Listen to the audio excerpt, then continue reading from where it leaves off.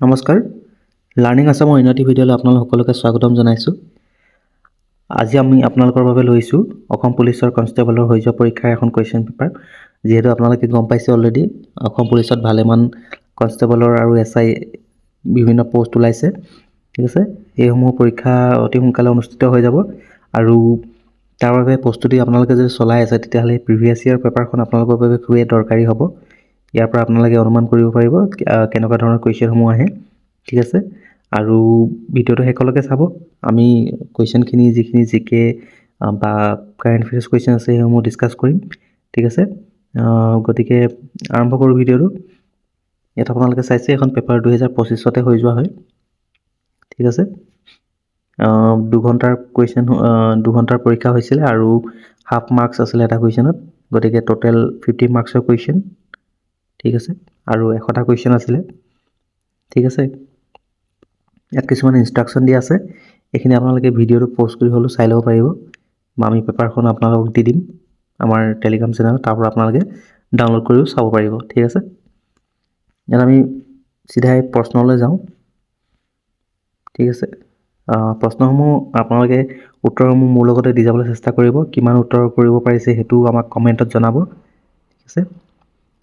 প্ৰথম প্ৰশ্নটো দিছে গ্ৰীণ অস্কাৰ হুইটলি গ'ল্ড বঁটা 2024 কোনে লাভ কৰিছিল?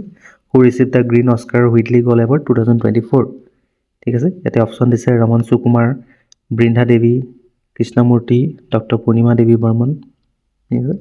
ইয়াতে আপোনালোকে গম পায় শুদ্ধ উত্তৰ হ'ব option D, doctor Purnima Devi Barman, ঠিক আছে। এখেত এগৰাকী কি হয়? কনজাৰভেশ্যনেলিষ্ট হয়, ঠিক আছে। আপোনালোকে হাড়গিলা নাম নিশ্চয় শুনিছে। হাড়গিলা সংৰক্ষণৰ বাবে তেখেতে কাম কৰে, যিটো ইংলিছত গ্ৰেটাৰ এডজেচেণ্ট ষ্টক বুলি কোৱা হয়। তেখেতে হাড়গিলা আৰ্মিও গঠন কৰিছিল এই হাড়গিলা সংৰক্ষণৰ বাবে, ঠিক আছে। আৰু তেখেতে এই পুৰস্কাৰ লাভ কৰিছিল। এইটো মনত ৰাখিব, খুবেই ইম্পৰ্টেণ্ট হয়।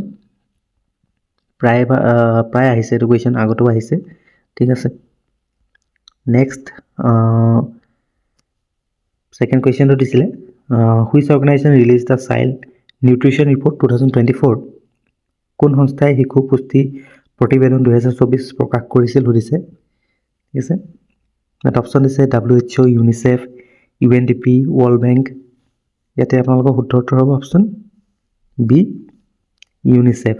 ইউনিচেফৰ ফুল ফৰ্মটো যদি আপোনালোকে জানে কি হয়? ইউনাইটেড নেশ্যনছ চিলড্ৰেনছ ফাণ্ড, ঠিক আছে। ইয়াৰে হেডকোৱাৰ্টাৰ নিউয়ৰ্কত আছে, USA, মনত ৰাখিব। আৰু তেওঁলোকে কি কৰে? যিটো চাইল্ড নিউট্ৰিশ্যন ৰিপৰ্ট এইটো পাব্লিছ কৰে, ঠিক আছে। বাকী WHO মানে ৱৰ্ল্ড হেল্থ অৰ্গেনাইজেশ্যন, সিহঁতৰ হেডকোৱাৰ্টাৰ আপোনালোকে মনত কৰিব জেনেভাত আছে WHO, ঠিক আছে। ইউনিচেফটো ক'লোঁ আৰু UNDP যিটো আছে UNDP হেডকোৱাৰ্টাৰটো হ'ব আপোনালোকৰ নিউয়ৰ্কতে আছে আৰু ৱৰ্ল্ড বেংকটো আপোনালোকৰ ৱাশ্বিংটন DC আছে, USA, ঠিক আছে। নেক্সট কুৱেশ্যনটো যদি আমি চাওঁ, ইয়াত কৈছে বিশ্ব সংবাদ স্বাধীনতা সূচকাংক 2024 মতে 180খন দেশৰ ভিতৰত ভাৰতৰ স্থান কিমান আছিল সুধিছে, ঠিক আছে। ইংলিছতো যদি আমি চাওঁ, ইয়াত কি কৈছে? In the world press freedom index 2024 what is India's rank among 180 countries? 2024 কথা সুধি আছে, ঠিক আছে। ইয়াত তেতিয়া আপোনালোকৰ শুদ্ধ উত্তৰ আছিলে অপশ্যন এ, 159, ঠিক আছে। আৰু 2025 ক্ষেত্ৰত যদি চাই তেতিয়াহ'লে আপোনালোকৰ শুদ্ধ উত্তৰ কিমান হৈ যাব? 151, ঠিক আছে। মনত ৰাখিব 151 হয় 2025। এইটো আপোনালোকক আহিব পাৰে যদি 2025 আহে। আৰু ৰিপৰ্টাৰ্ছ উইদাউট বৰ্ডাৰ্ছ যিটো অৰ্গেনাইজেশ্যন আছে তেওঁলোকে এইটো পাব্লিছ কৰে, মনত ৰাখিব, ঠিক আছে। নেক্সট কুৱেশ্যনটোত আমি যাওঁ। ইয়াত কৈছে জাতীয় কেঞ্চাৰ সচেতনতা দিৱস কেতিয়া পালন কৰা হয় সুধিছে। When is national cancer awareness day observed? Option দিছে নৱেম্বৰ 9, 7, 5 নে 3? নৱেম্বৰ কোন তাৰিখত পালন কৰা হয় সুধিছে। ইয়াতে যদি শুদ্ধ উত্তৰ চাওঁ, শুদ্ধ উত্তৰ হ'ব অপশ্যন বি, 7 নৱেম্বৰ, ঠিক আছে। 7 নৱেম্বৰত কি কৰা হয়? National cancer awareness day observe কৰা হয়।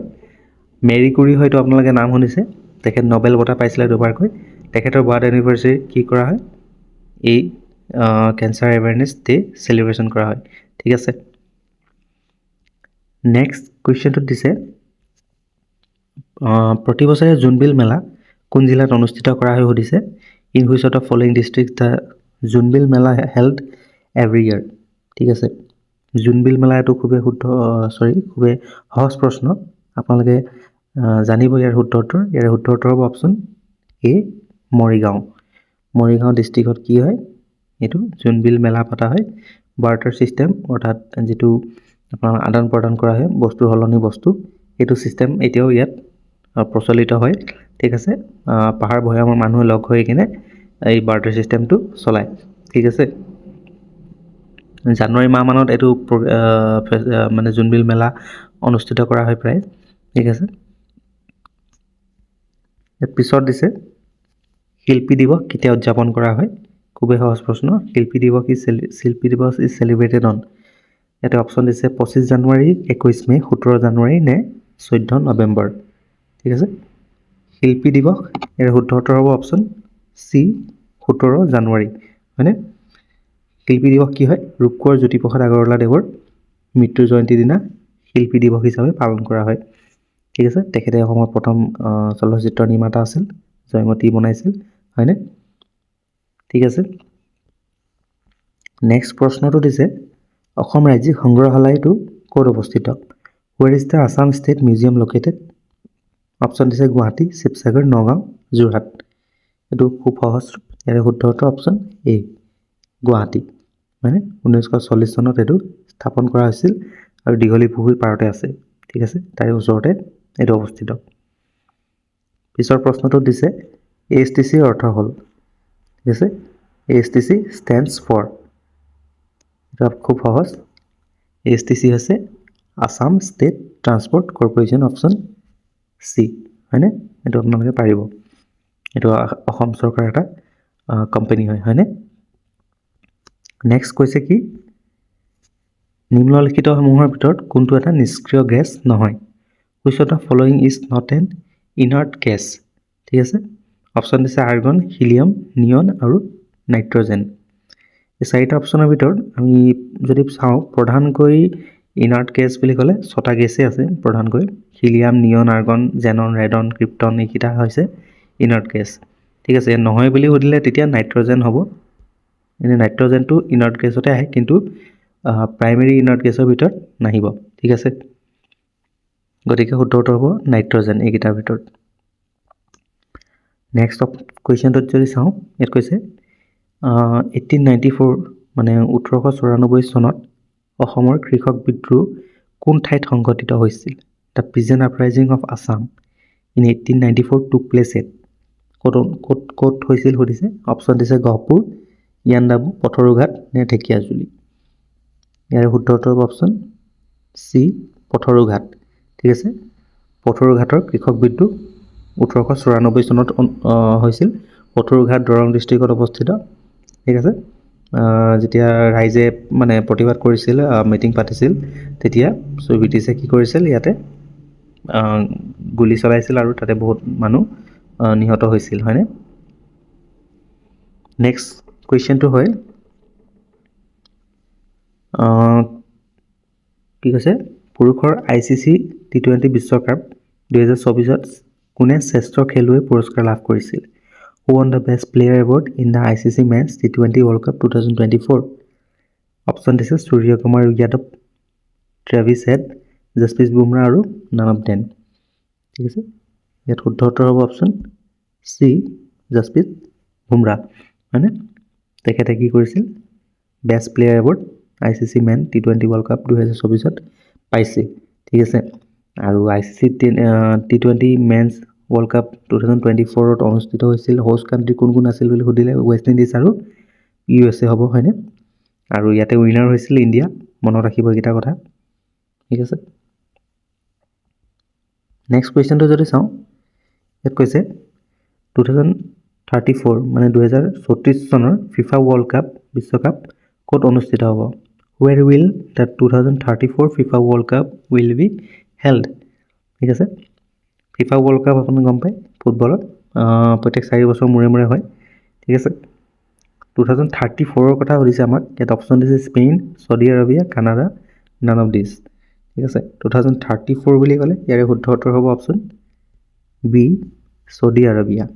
ঠিক আছে, আৰু তাৰ আগত হ'ব 4 বছৰ আগত হ'লে 2030 চনত। 2030 চন বুলি ক'লে এনচাৰটো হ'ব মৰক্কো, পৰ্তুগাল আৰু স্পেইন, এইখন কাণ্ট্ৰিয়ে মিলি কেনে কৰিব।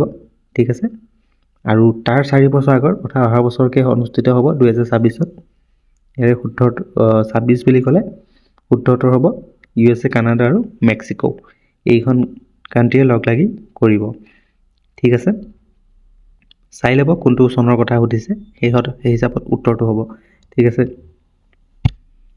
পিছৰ কুৱেশ্যনটোত দিছে, ইয়াত আপোনাৰ চাব পাৰিছে, কোন দেশে ষ্টেণ্ডাৰ্ড মিছাইল 6 উদ্ভাৱন কৰিছিল সুধিছে। ঠিক আছে, standard missile 6 SM-6 was developed by which country? Option দিছে USA, জাপান, ইণ্ডিয়া আৰু চাইনা। ঠিক আছে, ইয়াতে শুদ্ধ উত্তৰ যদি চাওঁ, শুদ্ধ উত্তৰ হ'ব option option A USA। Standard মিছাইলটো কোনে আৱিষ্কাৰ কৰিছে কৈছে, এইটো ডেভেলপ কৰিছে USA। ঠিক আছে, এইটো USA নেভিৰ কাৰণে এটা হয়, এইটো 3-in-1 মিছাইল বুলিও ক'ব পাৰে আপোনালোকে। এইটো কি হয়, এণ্টি এয়াৰ ৱাৰফেয়াৰ মিছাইলো হয়, এণ্টি ছাৰ্ফেচ ৱাৰফেয়াৰ মিছাইলো হয়, আৰু বেলিষ্টিক মিছাইলো হয় ডিফেন্সত। ঠিক আছে, এই তিনিটা কাম কৰে এইটো মিছাইলে। হ'ব, নেক্সটটো যদি চাওঁ, ইয়াত কি কৈছে, PM সুৰজ পৰ্টেল কোন মন্ত্ৰালয়ৰ দ্বাৰা ৰূপায়ণ কৰা হৈছে। ইংলিছত চাইছে, PM Suraj portal is implemented by which ministry. ঠিক আছে, ইয়াত শুদ্ধ উত্তৰ যদি চাওঁ, শুদ্ধ উত্তৰ হ'ব option C, ministry of social justice and empower. ঠিক আছে, এইটো ইয়াৰে শুদ্ধ উত্তৰ, ministry of social justice and empower. আৰু PM সুৰজৰ ফুল ফৰ্মটো যদি চাওঁ কি হয়, প্ৰধানমন্ত্ৰী সামাজিক উত্থান এবং ৰোজগাৰ আধাৰিত জন কল্যাণ। ঠিক আছে, এইটো এটা মানে ক্ৰেডিট ছাপৰ্ট স্কিম হয়, মানে ঋণ সহায় কৰে, আৰু ST বা যিসমূহ বেকৱাৰ্ড ক্লাছ আছে বা যিসমূহ চেনিটেশ্যন ৱৰ্কাৰ আছে তেওঁলোকৰ বাবে এই স্কিমটো হয় মেইনলি। ঠিক আছে, নেক্সট কুৱেশ্যনটো দিছে, নেক্সট কুৱেশ্যনটো সুধিছে, 2025 চনৰ IPL প্ৰতিযোগিতাত কোনে অৰেঞ্জ কেপ লাভ কৰিছিল।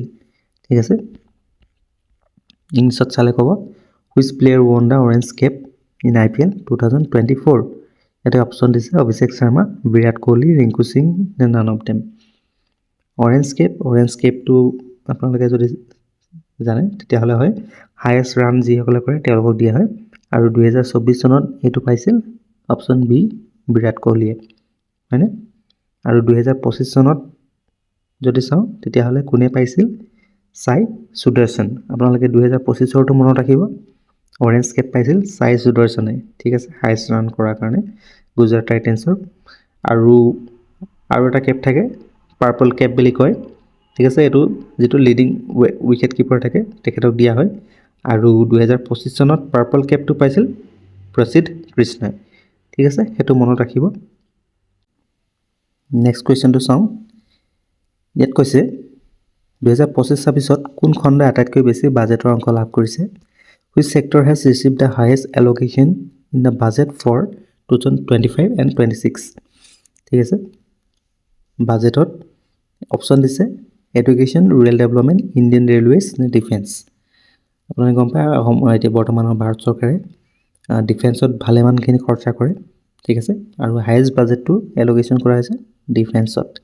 ঠিক আছে, টোটেল 6,81,210 crores বাজেট এল'কেশ্যন কৰা হৈছে for the year 2025-26।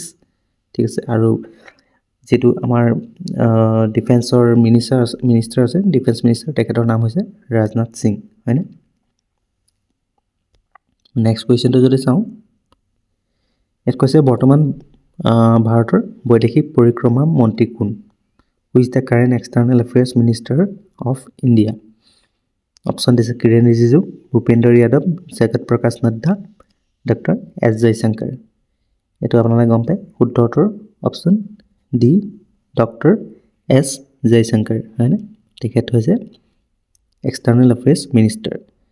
Kiren Rijiju হৈছে পাৰ্লিয়ামেণ্টাৰী এফেয়াৰ্ছ মিনিষ্টাৰ হয়, সংসদীয় পৰিক্ৰমা মন্ত্ৰী।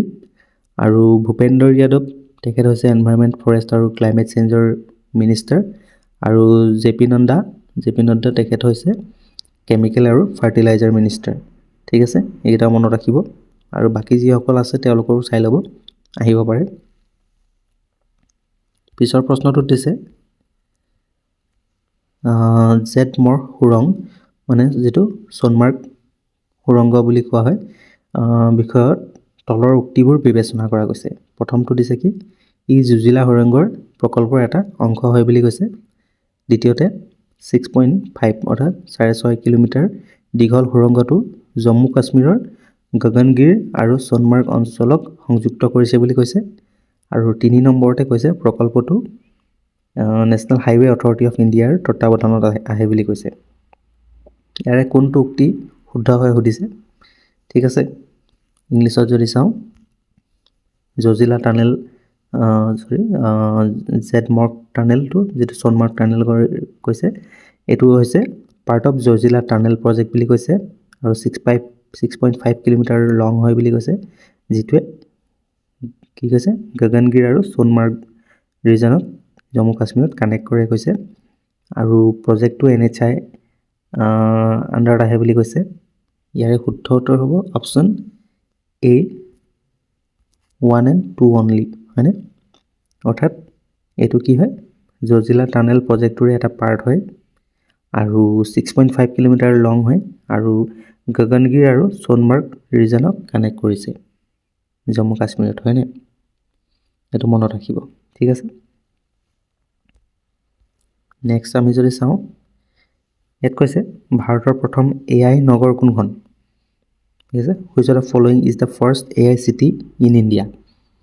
অপশ্যন দিছে কলকাতা, লক্ষ্ণৌ, দিল্লী আৰু বেংগলুৰু, হয়নে? ইয়াত যদি চাওঁ, ইয়াত শুদ্ধ উত্তৰ হ'ব অপশ্যন বি লক্ষ্ণৌ, উত্তৰ প্ৰদেশত, হয়নে? উত্তৰ প্ৰদেশৰ লক্ষ্ণৌ কি হয়, first AI city of India বুলি কোৱা হৈছে, কাৰণ ইয়াতে বহুতো আপোনালোকৰ AI ৰিলেটেড ইনভেষ্টমেণ্ট বা হেৰি কৰা হৈছে, ডেভেলপমেণ্ট কৰা হ'ব। ঠিক আছে, AI ক্ষেত্ৰত ভালেমানখিনি ইনভেষ্টমেণ্ট কৰা হৈছে আৰু বিভিন্ন ছেক্টৰ যেনেকৈ হেল্থ কেয়াৰ হয়, এডুকেশ্যন হয়, এগ্ৰিকালচাৰ, এইসমূহ ছেক্টৰতো কি কৰিব, AI ইউজ কৰা হ'ব। ঠিক আছে, নেক্সট কুৱেশ্যনটোত চাওঁ। ইয়াত কৈছে কেপিলট প্লাছ কম্পিউটাৰ য'ত AI প্ৰযুক্তিৰ দ্বাৰা অনন্য ৰিকল ব্যৱস্থাৰ সুবিধা আছে, কোনটো প্ৰযুক্তি কোম্পানীয়ে বনাইছিল সুধিছে। মানে which tech company has launch Copilot plus PCs with AI enhance functionality and a unique recall feature. Copilot প্লাছটো এটা PC বনাইছে, কোনটো কোম্পানীয়ে বনাইছে কৈছে, AI হয়। ঠিক আছে, ইয়াৰ শুদ্ধ উত্তৰ হ'ব অপশ্যন ডি মাইক্ৰ'ছফ্ট, হয়নে? মাইক্ৰ'ছফ্ট। কেপিলট প্লাছটো কাৰ হয়, মাইক্ৰ'ছফ্টৰ হয়। যেনেকৈ আপোনালোকে ChatGPT জানে অপেন AI আৰু গুগলৰ আছে তেনেকৈ জেমিনি, কেপিলট প্লাছটো থাকে মাইক্ৰ'ছফ্টৰ। ঠিক আছে, নেক্সট কুৱেশ্যনটোত যদি চাওঁ, ইয়াত কৈছে অসমত প্ৰধানকৈ উৎপন্ন হোৱা খাদ্য শস্যবিধ হৈছে, মানে staple food crop of Assam is. Option দিছে ৰাইচ, হুইট, পালচেছ নে জুট। এইটো খুবেই সহজ প্ৰশ্ন। ইয়াৰে শুদ্ধ উত্তৰ হ'ব অপশ্যন এ ৰাইচ। অসমৰ প্ৰধান ফুড কি হয়, ৰাইচ, হয়নে? নেক্সটটো যদি চাওঁ, ইয়াত কৈছে কামাখ্যা মন্দিৰ ক'ত অৱস্থিত? Kamakhya temple is situated at Nilachal hills, Chitrachal hills, Manikuta hills নে নান অফ দিছ। এইটো খুব সহজ প্ৰশ্ন, অসমৰ ৰিলেটেড, প্ৰায় আহি থাকে পৰীক্ষাসমূহত। ইয়াৰে শুদ্ধ উত্তৰ আপোনালোকে জানে, সৌৰভ হৈছে নীলাচল হিলছ, হয়নে? আৰু কামাখ্যা মন্দিৰ পুনৰ নিৰ্মাণ কৰাইছিল কোচ ৰজা নৰনাৰায়ণে, হয়নে? এইটো মনত ৰাখিব। ঠিক আছে, নেক্সট প্ৰশ্নটো চাওঁ। ইয়াত কৈছে আহোম ৰাজবংশৰ শেষৰগৰাকী স্বৰ্গদেউ কোন আছিল? এইটো এটা খুবেই কমন প্ৰশ্ন, প্ৰায় পৰীক্ষাত আহি থাকে। Who was the last Swargadeo of Ahom dynasty? ইয়াৰ শুদ্ধ উত্তৰ হ'ব অপশ্যন ডি পুৰন্দৰ সিংহ। পুৰন্দৰ সিংহ আহোম ৰাজত্বৰ শেষৰজন ৰজা আছিল আৰু 1826 চনত যেতিয়া ইয়াণ্ডাবু সন্ধি হৈছিল, তাৰপিছত কি হৈছিল, অসমখন ব্ৰিটিছৰ অধীনত গুচি গৈছিল আৰু তেতিয়াই আহোম সাম্ৰাজ্যৰ মানে অন্ত পৰিছিল। ঠিক আছে, নেক্সট কুৱেশ্যনটো যদি চাওঁ, ইয়াত কৈছে জয়দৌল কাৰ স্মৃতিত নিৰ্মাণ কৰা হৈছিল?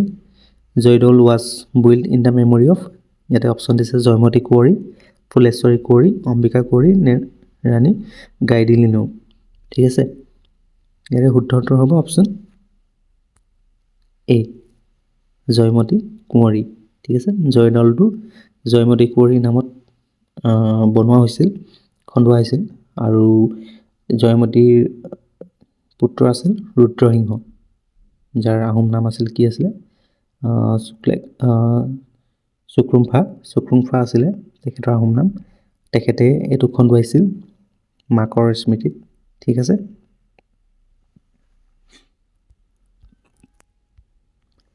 নেক্সটটোত যদি চাওঁ, ইয়াত কৈছে নিম্নলিখিত জিলাসমূহৰ কোনখন জিলা বৰাক উপত্যকাত অৱস্থিত নহয় সুধিছে আমাক। Which of the following is not the district of Barak valley সুধিছে। অপশ্যন দিছে শ্ৰীভূমি, হাইলাকান্দি, কাছাৰ আৰু মৰিগাঁও। ঠিক আছে, এইটো আপোনালোকে পাৰিব। ইয়াতে শুদ্ধ উত্তৰ হ'ব অপশ্যন ডি, মৰিগাঁও, হয়নে? বৰাক উপত্যকাৰ জিলাকেইখন হৈছে শ্ৰীভূমি, হাইলাকান্দি আৰু কাছাৰ। শ্ৰীভূমি আগতে আছিলে কৰিমগঞ্জ, হয়নে?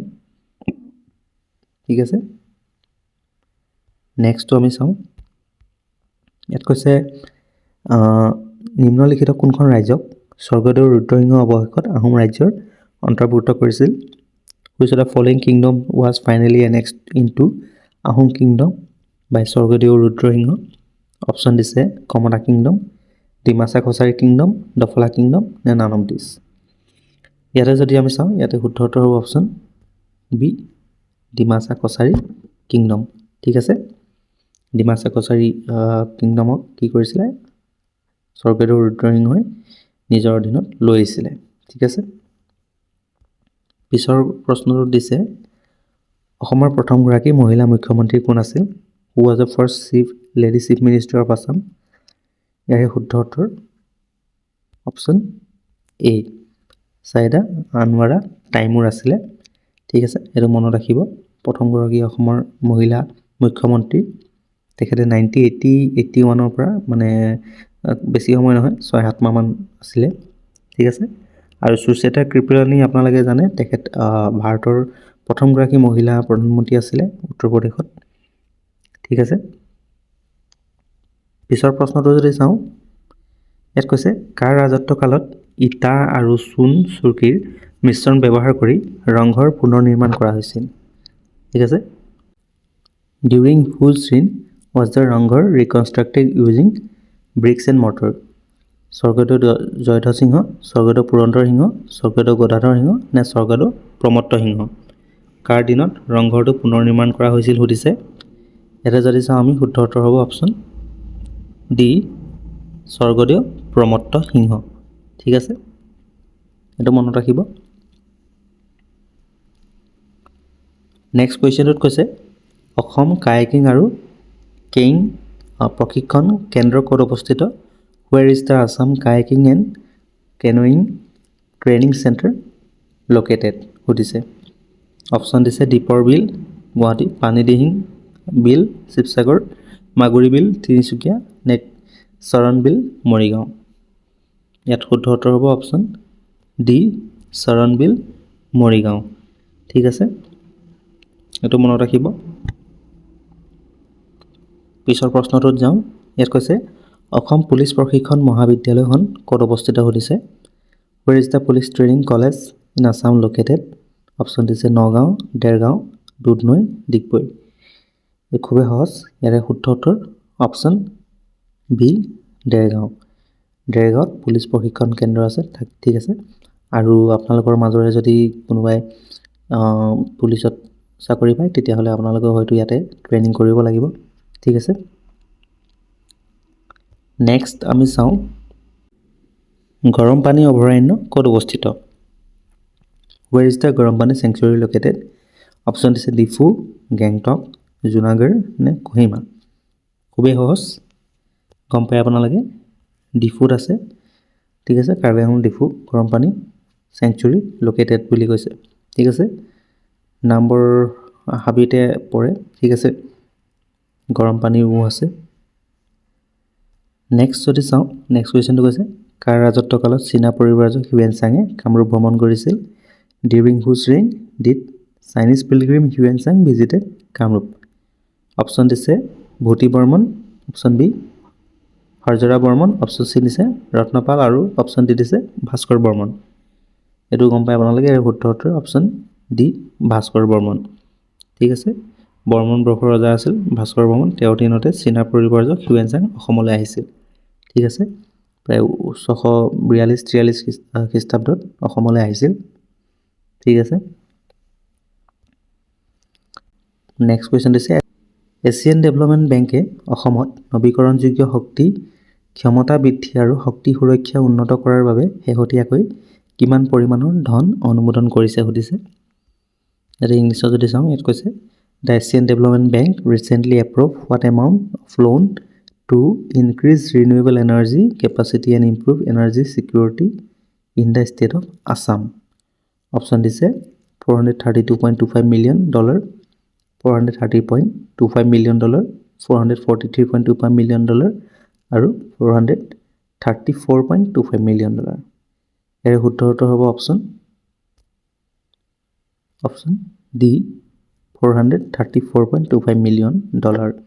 ঠিক আছে, এইটো তেতিয়া কাৰেণ্ট এফেয়াৰ্ছৰ ওপৰত বেছ কৰি কিনেই দিছে কুৱেশ্যন।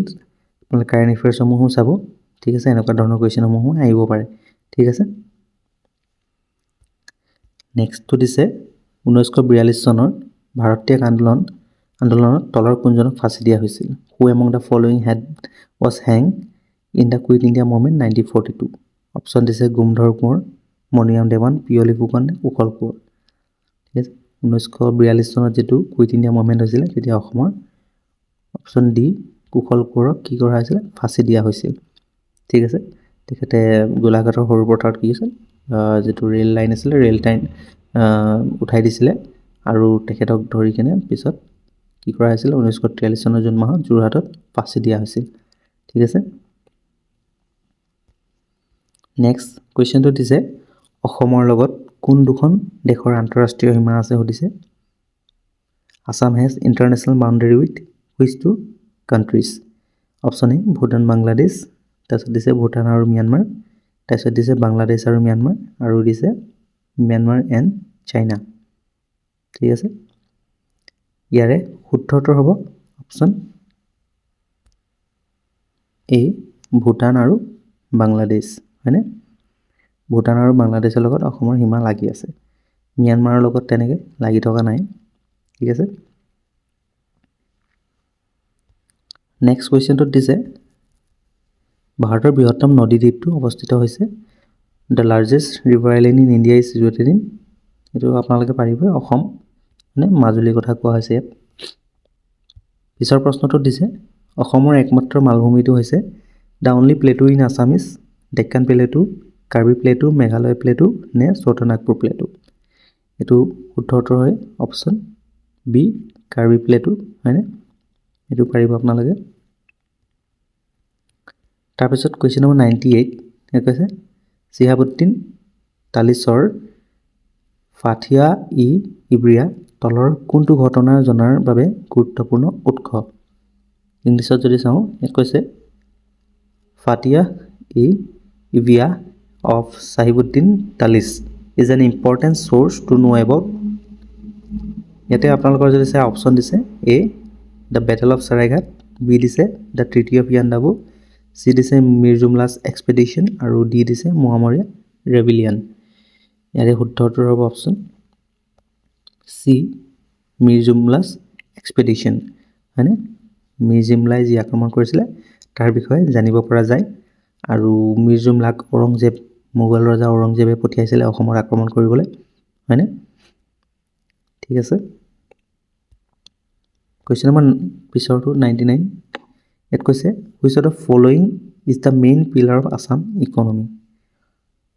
ঠিক আছে, তলত দিয়া কোনটো অসমৰ অৰ্থনীতিৰ মুখ্য স্তম্ভ সুধিছে। অপশ্যন দিছে oil and natural gas, tourism, manufacturing, agriculture. আমি সকলোৱে জানো অসমখন কি হয়, কৃষি প্ৰধান ৰাজ্য, গতিকে শুদ্ধ উত্তৰ হ'ব অপশ্যন ডি এগ্ৰিকালচাৰ। হয়নে? ঠিক আছে, পিছত লাষ্ট কুৱেশ্যনটো দিছে কোন চনত অসমৰ চতুৰ্থ তেল শোধনাগাৰ নুমলীগড়ত সূচনা কৰা হৈছিল in which year was the fourth oil refinery of Assam started at Numaligarh option দিছে 1919, 1999, 1991 আৰু 1989 ঠিক আছে নুমলীগড় ৰিফাইনেৰীটো ষ্টাৰ্ট কৰা হৈছিল আৰু শুদ্ধ উত্তৰ হ'ব অপশ্যন বি 1999 ঠিক আছে 4 নম্বৰ হয় অসমত মুঠ 4টা ৰিফাইনেৰী আছে প্ৰথমটো আছিল ডিগবৈ 1901 চনত দ্বিতীয়টো নুনমাটি ৰিফাইনেৰী সেইটো 1962 চনত হৈছিল আৰু তৃতীয়তে বঙাইগাঁও ৰিফাইনেৰী 1974 চনত হৈছিল ঠিক আছে এইকেইটাও মনত ৰাখিব ঠিক আছে তেতিয়াহ'লে এইখিনি আছিলে অসম পুলিচৰ কনষ্টেবলৰ হৈ যোৱা পৰীক্ষাৰ কুৱেশ্যন পেপাৰৰ জিকে আৰু কাৰেণ্ট এফেয়াৰ্ছ কুৱেশ্যনসমূহ বাকী যিসমূহ মেথছ ৰিজনিং আৰু ইংলিছৰ কুৱেশ্যন আছে সেইখিনি আমি